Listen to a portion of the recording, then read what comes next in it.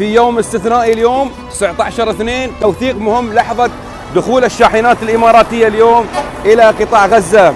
الإمارات العربية المتحدة، المساعدات الإماراتية إلى قطاع غزة، إلى أهالينا ضمن عملية الفارس الشهم. الله يحفظك.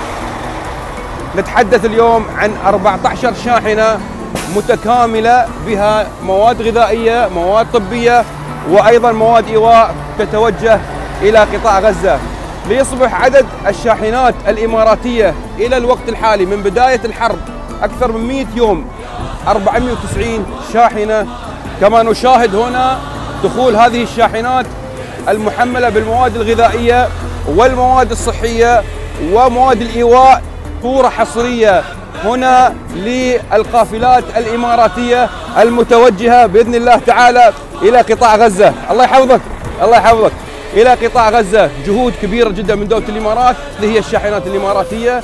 تشاهد عملية الفارس الشهم دخول إلى الحدود إلى فلسطين وإلى قطاع غزة لدعم الأشقاء.